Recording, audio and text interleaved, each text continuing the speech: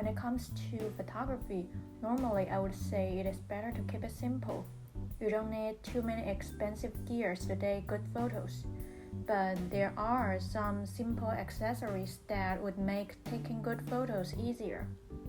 In this video, I want to share with you 5 inexpensive camera accessories that I use all the time.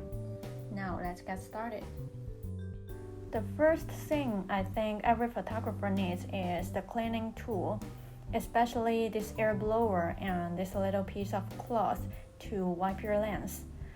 So no matter how careful you are with your lens and your camera, it is inevitable that there will be some dust on it. So this is how it looks like if you take photos or videos with a dirty lens. You can see these spots. They are very obvious. Even though you can easily remove them during editing, it is still so much better to just take photos with a clean lens. So before you grab a piece of tissue to wipe your lens, I would highly recommend you use this air blower to blow away the dust on your lens. First, squish the air blower to make sure it is clean, because dust might be on it, so you want to make sure there is no dust on the blower. Now hold your lens upside down and squish the air blower upwards, because you definitely don't want the dust to fall on the lens again. Here I have an entire kit, which includes this air blower and a brush to remove larger dust and a cloth for wiping, a bottle of lens cleaning fluid to remove the water spots or oil spots on the lens, and finally this sensor swab to clean the sensor. I think the most important tools in this kit are the cloth and the air blower, but since it's actually very cheap, I don't see any reason not to get the entire kit. The next thing I want to recommend is this dry box for your camera and your lens. I think not many people have talked about this, but this is one of my favorite camera accessories. If you live in a place where the weather is always wet, I believe you will find this dry box very helpful, because you definitely don't want mold to grow on your lens or even the sensor of your camera. On the outside of the case, there is a humidity gauge, so you can just see by yourself what's the humidity inside the box. You can put some protective pads inside the box so you won't hurt your gears accidentally.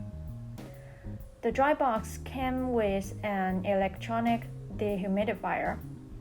I'm not a fan of it because I'd rather use this more traditional dehumidifier, but I am impressed with the dry box. I just put the dehumidifier inside the dry box along with my camera and lenses. You can see the gauge says that right now the humidity inside the box is around 40. And when I put my hand inside the box, I can literally feel that the air is so much cooler and fresher than outside the box. So I feel pretty safe putting my gears inside it. I would also recommend using a camera strip. You can choose either the one that hangs around your neck or a shorter one to hang around your wrist. I personally prefer a longer strip across the neck so that I don't have to hold the camera all the time when I'm walking. And when I'm actually taking photos or videos, the strip helps me feel more secure, and it also helps balancing when I'm panning my camera, so the videos will look steadier. One suggestion for photography beginners: always bring extra batteries. You will never know what kind of scenarios you're going to encounter, so it's better safe than sorry, right? A battery charger like this will allow you to charge 2 batteries at a time. And here I have one brand new Sony camera battery that comes with ZVE10, and here are the extra batteries that I got from the secondhand market. so they're pretty cheap. They're also from Sony and they're about 4 or 5 years old, but I think they still work pretty well. To be honest, without the marks I drew here, I can't really tell which one is my new battery and which one are the second-hand batteries. When I'm out taking photos, I like to be as lightweight as I can, which is why I like this kind of small camera bags.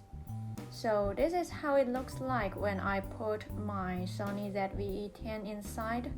I still have about half of the space to put one more lens, so I can use the rest of the space to put my filters or my tiny tripod.